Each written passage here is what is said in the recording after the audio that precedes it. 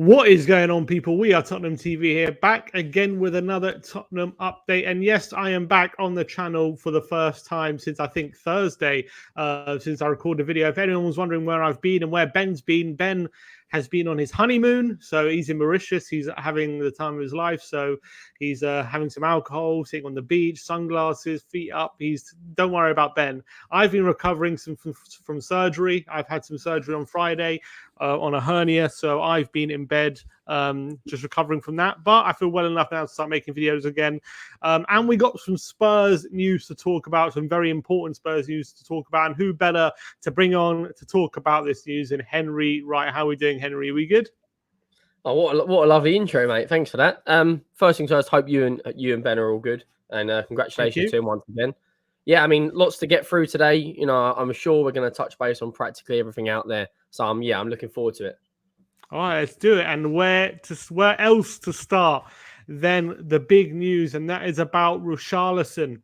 And there's been a plethora, I think you can describe it as, of news coming out about Richarlison today. So I'm just going to go through what we've been told from the reliable journalists and maybe some unreliable journalists about the Richarlison news, and we'll get into discussing it. So first of all, Bruno Andrade, who's a journalist out in Brazil, he says talks between Tottenham and Everton are moving in a positive light with the Brazilian striker already, and there is already a negotiation well underway. Agreement should be around £60 million in principle without involving any player exchanges. He says Tottenham are on track to close a deal for Richarlison later this week.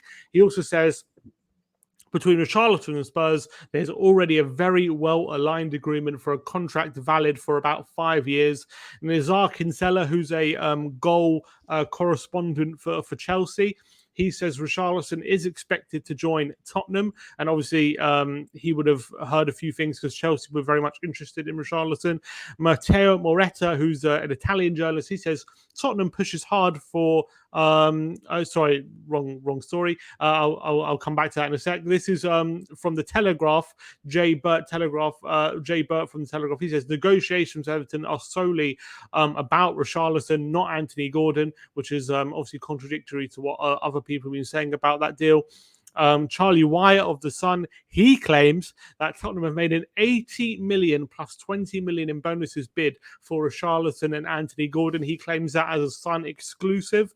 And Alfredo Padula says Tottenham hold a very strong interest in Richarlison and lead Chelsea in the race to sign him. In the next few days, the London clubs will go head-to-head and much will depend on Everton's valuation. And there's also sources saying that Levy and... who's the Everton chairman? Bill Kenwright. They had a meeting, didn't they? They had a meal last night to discuss all the things surrounding Richarlison. So, looks like things are progressing for Richarlison in a positive direction for people who want Richarlison, that is. Sounds like the price is going to be 60 million, depending on how much upfront and with bonuses, whatnot. We don't know the structure of the deal. Sounds like it's going to be about £60 million for Richarlison.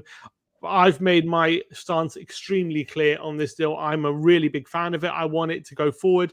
I think Richarlison would be a fantastic signing for Spurs. I think he covers he covers the whole front line in terms of versatility. I think he's got really high ability and a higher ceiling than people give him credit for. I think he's been a shining light for Everton in the years where they've been awful. And I think he's an extremely hard worker as well. And I think he does the hard yards. And I think he'd be really good under Conte. But Henry, let's bring you in. What are your feelings on Richarlison and the potential deal? We had quite a big debate last night on WhatsApp. You know, me, you, and Ben were going back and forth. It was like watching Nadal versus Federer. You know, the rally was constant. I'll be completely honest, and I've been honest the whole way through. I think the Richarlison signing, it does make sense for Tottenham. As you said, he's very versatile. He can play left wing, he can play through the middle, he can play right wing. As a player, I'll be honest, I'm not a massive fan. He's a very good player, and I think he will add a lot of quality to us. But £60 million is an awful lot of money. Yes, I understand he's Premier League proven, and I think he's got double figures now the last 3 or 4 seasons for Everton. Every season, I think. Yeah, so you know the science of it. You put him around better players, you're going to get more results out of it. So. It's a very good signing for Tottenham. I'm just not a massive fan of his personally. That's not me. I'm not saying he's a bad player. You know, we could sign a hell of a lot worse, and we have signed a hell of a lot worse recently. You look at some of the wingers he brought in that hasn't worked out. Jack Clark, Brian Hill, Stephen Bergwijn. Maybe you could even say Lamela. Richarlison has a higher, like you said, a higher goal, higher tally, and it's more of a goal threat. And I put a tweet out yesterday, and it got a lot of traction, and I've kind of been thinking about it this morning and today. And a lot of people, I haven't changed my mind, because I'm not saying I'm a flip flop, but I think he would suit Conte with the way he plays. You know, Conte's known for, you know, getting rid of X amount of players and bringing in, you know, dark horses. He did that at Inter Milan when he brought through Moses and Ashley Young. I'm not saying Richarlison's a dark horse, but he can get a lot more out of players than a lot of managers. You know, you said to me last night, I was sitting there clutching at straws when you said, okay, name one player Conte hasn't improved. And I was sitting there, you know, had no sentence. And I thought, you know, he will improve Richarlison. But question for you, do you think he starts for Tottenham? I think at 25 years of age, he's a Brazilian international. Obviously, he's going to want to make sure he's in that World Cup squad for December, and he's got a starting spot there. Do I think he's better than Kane or Son?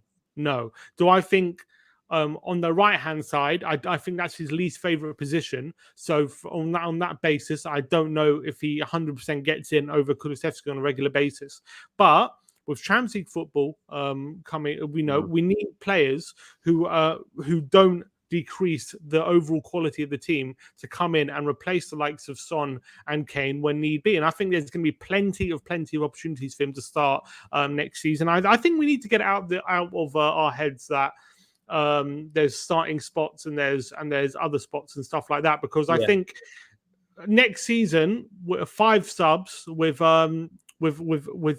extra competition. You got to remember, when we played Europa Conference League, when we played in that competition, we could afford to chop and change and play a weak team in the Conference League. I know we got knocked down the group stages, but we didn't care about the competition. Second of all, it was the easier set of teams we're playing against. Now we're playing in the Champions League. We're playing against high quality teams on a Tuesday or Wednesday. We can't afford to be putting in players who we don't trust. We think the quality is going to drop. We can't afford to do that. So we need players with high quality able to step in and fight for a first team place and actually be able to think, all right, I'm coming to this team. Yeah, look, Son's a world class player, but I believe in myself and I back my own ability and I back myself to come into the team.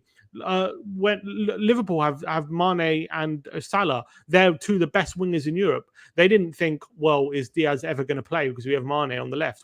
Is he ever going to play? No, they said we need depth, we need good quality. So they brought in Diaz. That's the mentality we need. And Jota, look at Man City. You couldn't even name their best front three. You couldn't even name it. Or their best back four either. You know, constant rotation. Exactly. That's what we need.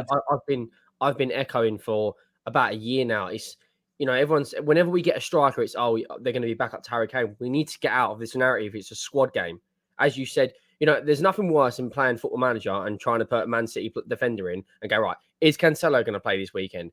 Is Kyle Walker? It's a good headache to have.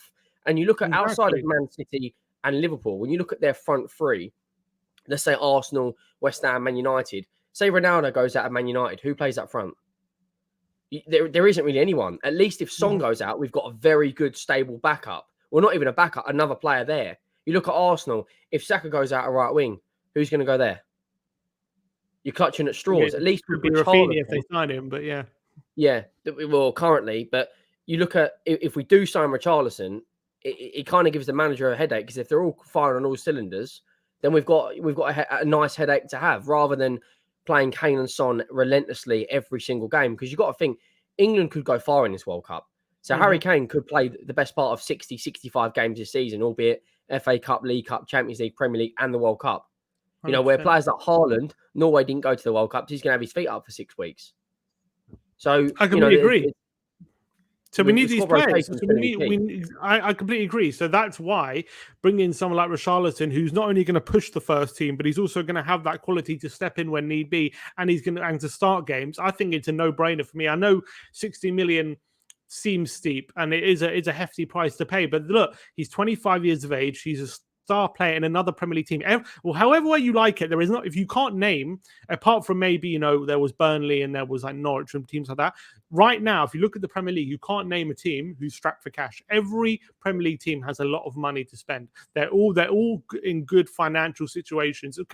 If you're comparing them to the rest of Europe, comparing them to Spain and Italy, where they're not in the same situation as Premier League. So if you get a player from the Premier League, it's always going to have a Premier League premium on top of it. And that's just reality. But if you're looking at what we need to challenge the front line, a player who can cover Son's position, he can cover Kane's position. He's got double figures. Even if he just gets 11 Premier League goals a season, that is perfect. That's all we need. That'd be our third highest goal scorer. Last year, it was own goals. Exactly. We have Son, Kane, and Kulusevski, who are at the moment. Okay, Kulusevski's only been doing it 6 months, but we have Son and Kane, who are goal contribution machines. They get goals and assists for fun. We just need players to supplement them. Our biggest problem isn't that we don't have goal scorers; is that we have two of the best, and then after that, we don't have anyone who's going to help them out. If Kane, how many times have we said if Kane and Son aren't on it, then we have no one else is going to step in, and we're just relying on them for goals and assists. Now, if you add in Richarlison, that's another player who can contribute. So look at the difference just having someone like Kulusevski has made in the short term, just someone who's competent in the front line. Imagine adding quality like Richarlison. I think it's a no-brainer for me. I mean, I'm super excited about this. Not only that, it's a morale booster for the rest of the squad if they see, Tottenham are actually going to go spend money, because we have spent money in the past. We've spent that when we sold Gareth Bale, we spent 80, 90 odd million. When we first got to the Champions League, or one of the windows under Poch, we spent 100 million on Ndombele and Celso. But now, since Conte's come in, you can't really argue any of these Paratici signings. I think he's done very well. You look at Kulusevski, Bentancur, Bissouma is an absolute steal. Fraser 4-star, Perisic as well. So, to the rest of the squad, if we bring in Richarlison at 60 million, the price tag might not be the best out there, but it's still a step in the right direction, if that makes sense. And we've got to look. Yeah. I've been looking around at other teams around us, and a lot of people are saying, but Arsenal are playing catch up, so we're already trying to strengthen on top of an already strong team. We just need to. If we can focus on bringing in a right wing back, a left-sided centre back, and maybe someone else, we're looking at a full pre-season under Conte. It's going to be a completely different team to what it was when he come in, because he's actually going to go, okay, this is what I want going for next season. We've got new bodies in now. You've got Perisic, who's one of the best left wing backs coming out of Italy, a player that's won the Champions League and performed in the biggest games, a guy that scored at a World Cup final. So you bring forward another player as well. And not only that, you look at the midfield options. If we've only skipped back, Bissouma, Højbjerg, Bentancur, that's another good headache, because if they're all firing on all cylinders, I know a lot of people will say, yeah, but they're very similar players, but it's another good headache to have, rather than, okay, that's what we need. Because at one point it was, okay, it's going to be Skip and Højbjerg, or Bentancur and Højbjerg every single game. But now you throw Bissouma in the mix, and you're like, right, okay, because I said this, I actually said this on your channel. Me and Stel did the watch along, and we beat Brighton 3-1 in the cup, and we might have beat Brighton, but Bissouma was a cut above our midfield, and he looks like, I'm not going to go out on a limb and say it, but for me, he's the closest midfielder we've had to a Moussa Dembele-esque. The way that he's so good at in the transition between defense and attack, he's so good at he's a very good defender of the ball, and he's got goals in his locker. We just need to get the most out of him we can. I completely agree, and that's exactly why I think this is a great deal. I don't get why people wouldn't be excited about this deal. For me, I think it would be a fantastic signing, and if we can get it done, I think that's a massive step in the right direction. I think with Arsenal bolstering with Jesus and potentially Rafinha, I think that would be a good response to that, and I think it keeps us ahead of them in terms of the quality we have in our attacking options. So for me, I think I'm excited, and I want to see what people think. And in terms of any potential deal for Anthony Gordon, I'll get my feelings on that as well. For me, I think I like Anthony Gordon. I think he's a decent player. I think he's a real hard worker. I think he's bundles of energy and enthusiasm. I think he can take on the players, got good pace. For me, I don't see any star quality in him. I don't think he's going to be a special player. I think he's going to be a decent, good player. Maybe someone, like a Dan James or something like that, So I don't see star quality in him. I do think, though, he could be, if we do sign him, I do think Conte could potentially mold him into a very effective wing back. I don't think he has the star quality at the moment, anyway, to be in our front three and be challenging for that position. I don't think he has. In when I see him like take shots and crossing and stuff like that, I don't see any special ability there. What There's I no do see natural is hard ability. work Like, and endeavor. Yeah. yeah, there's no So natural I don't know. ability. I wouldn't spend like 30, 40 million on him for sure. This is what I was trying to say yesterday before, thousands of fans jumped to me. This for me screams out a Daniel Levy signing, and it's a player that's got potential, that has a higher sell-on clause that we're going to bring him in. Everton have valued him at 25 to 30 million, potentially rising to 40 million with add-ons. He's not going to he's not going to get into our starting 11. Yeah, he's a good squad player to have, but for me, what's the point in bringing, in a hypothetical world, we've already got Lucas Moura. So our front five, say we bring Richarlison in, it's going to be Kulusevski, Moura, Son, Kane, Richarlison. You throw Anthony Gordon into the mix, okay, we're going to have more competitions, but when's he going to get game time? I know we've got 5 subs, etc. And like you said, he's not a winger that can beat a man every single time. He's not got no natural ability to whip a cross in, or there's nothing that excites me. It just screams a Daniel Levy, kind of like when we brought in Brian Hill, another player that similar to Gordon. I don't feel like there's anything that he's excelling at, if that makes sense. He's just kind of a good player, but it's not going to take us to the next level. But that being said, if we could turn him into a wing back, you could potentially solve that issue. But for me, I'd leave him. I'd rather bring someone. If we're going to spend 40 million, I'd rather put that on a wing back or a left-sided centre back. Yeah, I don't think there's any justification for splashing about 40 million on him. I don't see the logic in that for me. I know he's English and I know he's young and he's got scope to improve. And everyone looks back at that game at Anfield when he took on Alexander-Arnold and he was having the beating of him. And I think he's got he's a decent player. I just don't see anything special. So for me, I wouldn't want to spend big on Anthony Gordon. If we can get a good cut price deal for him, maybe there's some value to that. I wouldn't want to be. If it was like 10 to 15 million, if it was 10 to 15 million, I'd say go get him, because then you could always loan him back to Everton and to get more experience. Like we've signed young wingers in the past, like Jack Clark, a player that we thought was going to come and actually add something, and it's never really worked out for him. So I don't want to make that same mistake again. If we're going to buy him, like just loan him back to Everton for another year. Let him carry on where he's at, where he's home, and let's see how he can develop. Worst comes to worst, you send him back to another club, 15, 20 million, you cut your losses, rather than spending 40 million and he can't get into our squad.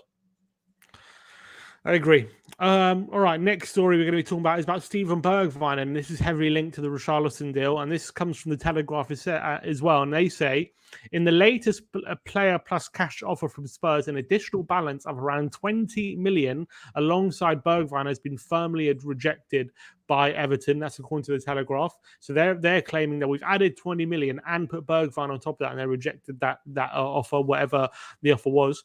Mike Verwey he's from the Telegraph out in Holland. He's a very reliable source usually. He says Everton have made Steven Bergwijn an offer with money that is better than what Ajax were offering. He says Everton are seemingly willing to put the transfer fee requested by Spurs, which Ajax were unwilling to match. He also says that Bergwijn is also high on the wish list of Man United and Newcastle, but he claims that it is not true that Bergwijn was offered by Tottenham to Everton in the deal for Richarlison. So he claiming that bit of the deal isn't true. But do you think there's legs in Bergwijn moving to Everton, or do you believe that he would rather probably go back home to Ajax? I think, a lot of the reports have come out and said that we've got a very good relationship with Everton. They still owe a lot of money on the Dele Alli deal, but both clubs were happy with the way that deal was negotiated. I think, personally, for me, I can't see Steven Bergwijn joining Everton. You're already looking at a potential deal for Gordon. Richarlison looks like it's going to happen. And then potentially Bergwijn being thrown in the mix. I can see him joining Ajax. Ajax wanted him in January and the summer before that. I think Bergwijn's a good player. I feel like at times it's never really gone his way. I would have liked to, at times, proper 10, 15 game stint for Bergwijn. It's always a couple here or a start there if someone's injured, because at times he has got a goal or two or something in his locker. It's a magic moment, but unfortunately, it's a magic moment every 10 or 15 games. I can see him joining Ajax. He's already come from PSV Eindhoven. He likes the Dutch league.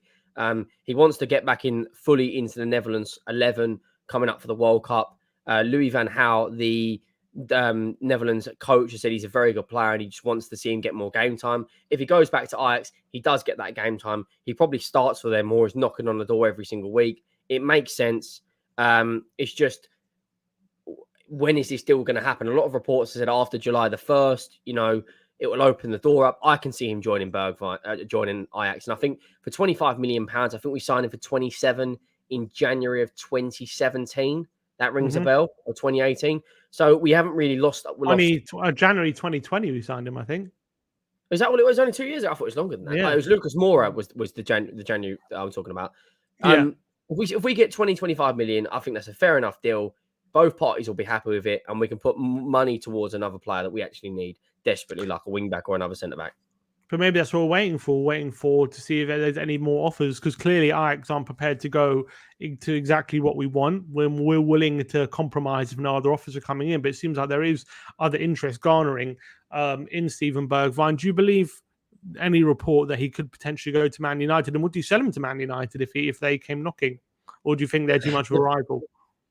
The thing is, there's so many reports going around from ITK's tier one sources, reliable journalists. Your head's kind of like, we both do content at times. It's like, we all put it in the chat every day. Your head's kind of like being pulled in 10 different directions. I don't think he'll join Man United. People will say, yeah, there's a Dutch connection with Erik ten Hag there. For me, I can't see it. I can't see him. One, why would we sell a player to a main rival, right? Two, would he get into Man United? I know they've sold Lingard, etc., and there's uncertainty with Rashford. Does he go there and make a massive impact? For me, they've got a lot bigger problems on their plate than signing Steven Bergwijn. I think there's more chance of him joining Everton, but I still think this Ajax deal could be sprung open if a deal, they put the right money in. I can't see him join Man United though, Sim. I'll be honest. Yeah, I'll be very surprised if that deal actually comes to fruition. But I reckon the reason we haven't pushed the button yet on the Ajax deal is just because I think we believe we can get more money. And if Premier League clubs are interested, I believe that is the case. So I wouldn't be surprised if Ajax end up missing the boat. They could have, if they would have just quickly got this deal done, then he would have been an Ajax player already. But I think it's dragged on because I think Spurs believe they can get more money for him. And now it might be a case where that's looking to be true, because Premier League clubs definitely have more money than Dutch clubs, that's for sure. So I wouldn't be surprised if he goes to where the money is, and if Everton are going to offer him more money than Ajax will, I wouldn't surprise me if he goes there. So we have to wait and see. It'll be interesting to see where that one ends up. But with all the talk of, we've been talking about the whole summer that Bergwijn set for Ajax, and now it seems like could be a late twist. Next up, this is from Matteo Moretta, who's a quite reliable journalist out in Italy. He says Tottenham are pushing hard for Clement Lenglet of Barcelona. The player has not yet said yes to Tottenham's proposal, but he is increasingly open. At the end of this week, there will be a key meeting between the two parties. In terms of Clement Lenglet, obviously it's very well known Tottenham want a left-sided centre-back this summer. Clement Lenglet has been an option which seemingly is far down our list, with Bastoni and Gavardia and Pau Torres always being the names mentioned.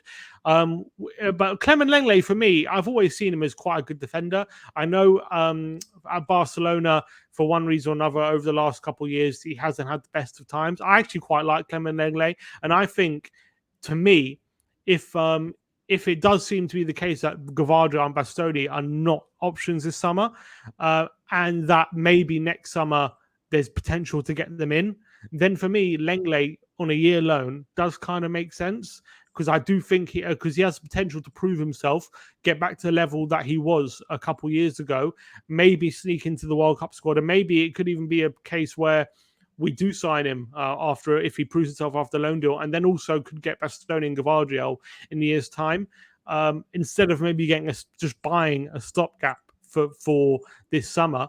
And looking to sell them or something, or maybe them not working out, or is it a case of it's a loan deal for a player who in bad form, and we need to be more ambitious, and maybe we need to, if we're not going to get Gavardia and Bastoni, we should be looking at other targets rather than a potential loan deal for someone who's struggling at the moment. What's your take on the potential deal? I'm 50-50 on it. I do like Lenglet. You know, he hasn't really worked out for him at Barcelona. I think it was did he go on loan to Sevilla, or was it Sevilla before, or he had quite a good Yeah, he was at Sevilla before, I believe, wasn't he?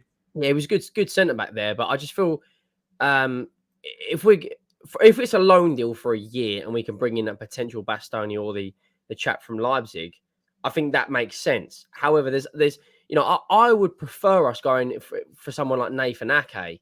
You know, he'd had a competition to our defence. I'd probably say Nathan Ake, in my opinion, is a better centre back than Ben Davis. So it strengthened our defence. We could potentially bring in someone as well. If we bring in Lenglet and another centre back, I'd be all for it. If we just bring in Lenglet, then there's not.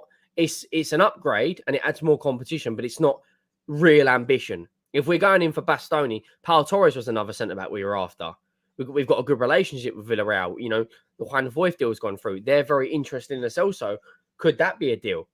I'd rather us bring Pau Torres in on a permanent transfer and offload the likes of Giovanni Lo Celso on a permanent than bring in Lenglet on a free, but on a loan, sorry. But it's not the end of the world. It's an upgrade, but it's just not for me. Is it underwhelming?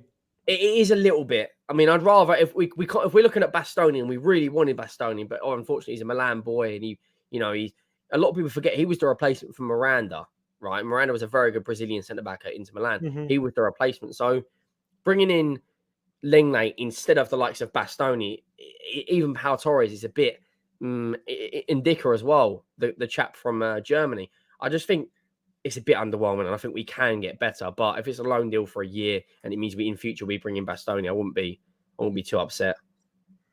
Yeah, I would say, considering all the talk with some that we're going to go really big for a left centre back, and you know, we're going to spend quote Romero money on left centre back, to end up with Lenglet would definitely be underwhelming.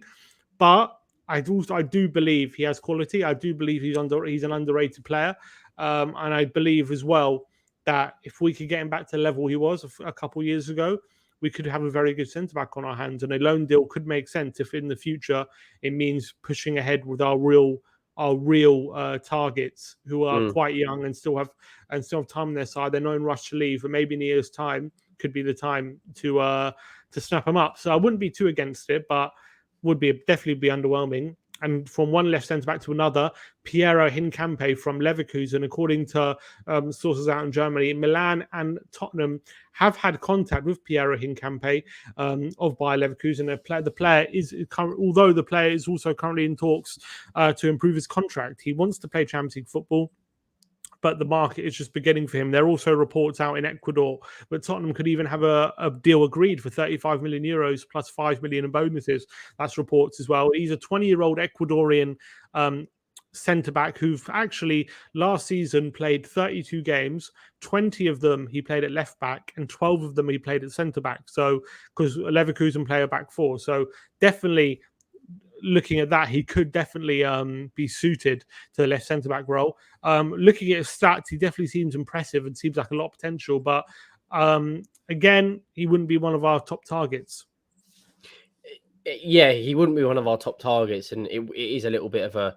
I'm not saying it's underwhelming, but that for me is a better buy than bringing in Lenglet, because if we did get an injury to Perisic or etc., we can put him at left wing back.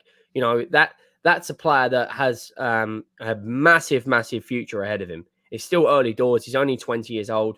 I believe he's a regular start. He's becoming a regular starter now for Ecuador as well. I'm going to be honest, I don't know a massive amount about him, but what I have heard from reports and a few scouting reports, there is a player in there.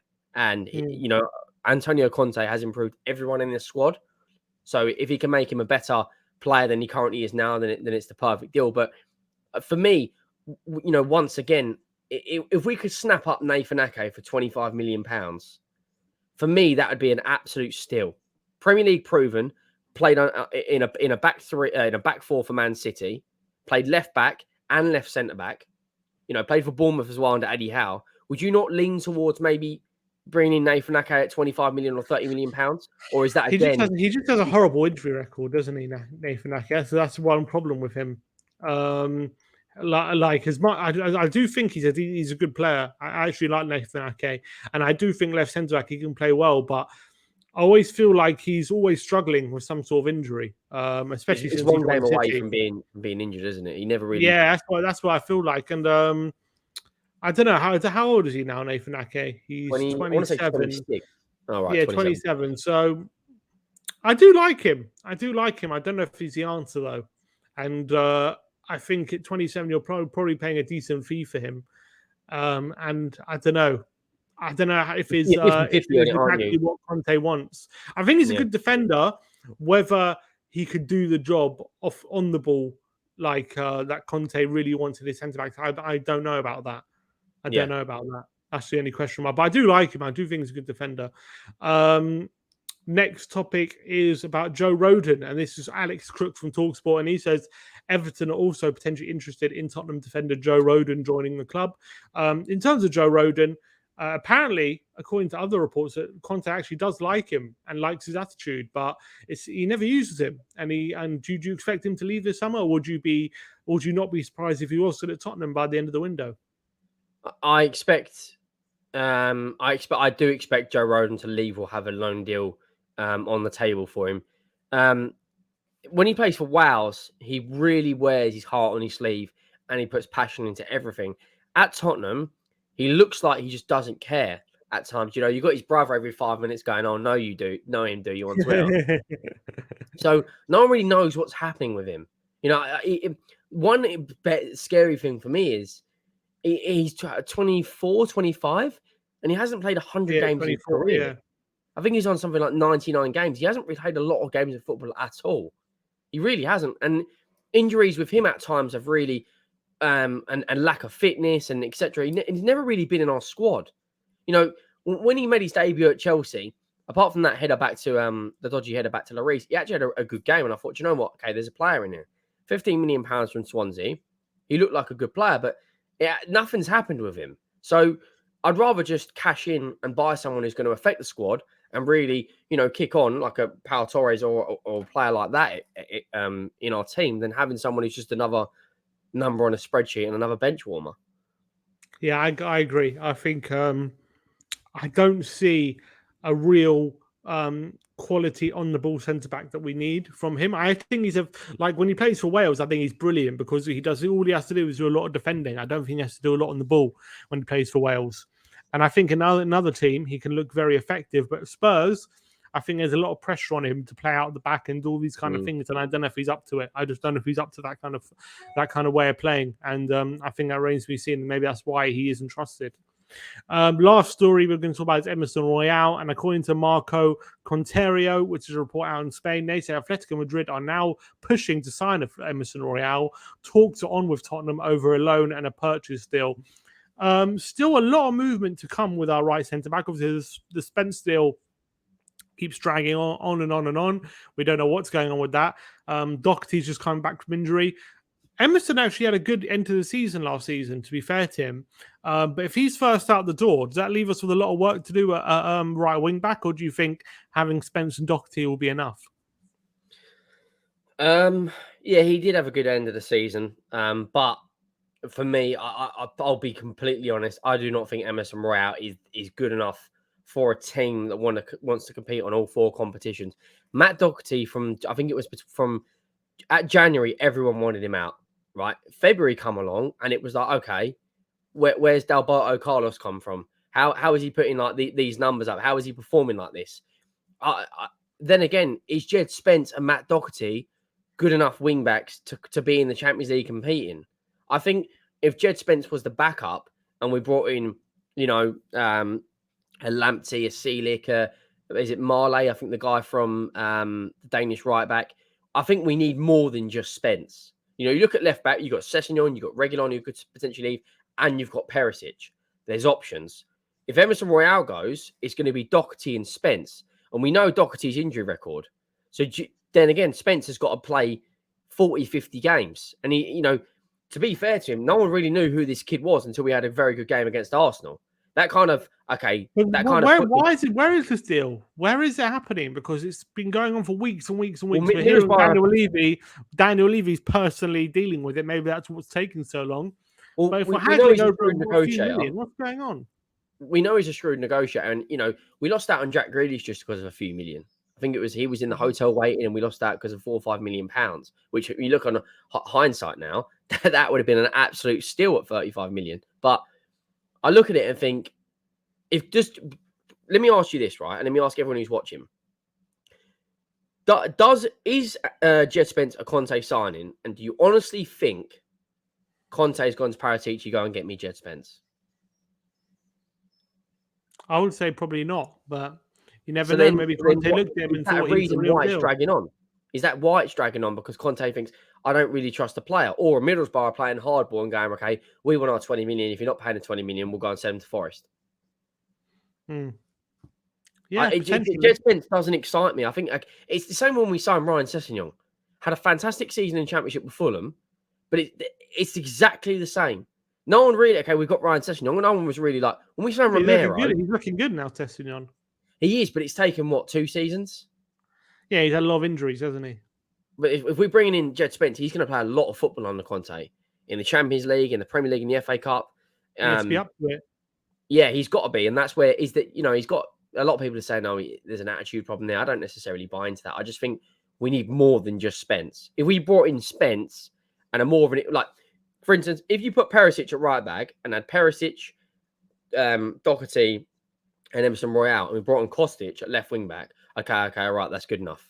But you've got Perisic on one side with Reguilon and Sessegnon, and then you've got a riddled injury player in Doherty, and Emerson Royale at times can't pass the football properly, and then you bring an inexperienced player in Jed Spence into it, who's 20, 21, never had the pressures of playing at a football club like this, where at times we can change a manager every single year. We're in the Champions League again for the first time in 3 years. The crowd are going to, obviously, you're a season ticket holder. A Champions League night is not like a normal game of football. The crowd are on you. They're expecting results. That I remember the crowd when we played Bayern Munich before the game. It was, I know, we got banged 7-2, but the crowd then was like an North London derby. It was electric. Okay, we're playing Bayern Munich. When we played Pacos de Ferreira, no one really cared, did they? So there's an expectation to get results now because we're in a higher competition, and I don't think Jed Spence is personally ready just yet. Maybe in 2 or 3 years, he might be. All right. Well, Henry, thank you very much for joining me. It's been a pleasure having you on the Tottenham Update. Thank you, everyone, for watching this as well. We will be back tomorrow for, I'm hoping, some more updates on everything going on surrounding Tottenham. Henry, go over to Henry Wright TV as well. If you haven't already, go and subscribe. Help support him. Give him some love. Henry, good to see you. Like, subscribe, and comment. And as always, come on, you Spurs. Come on, you Spurs.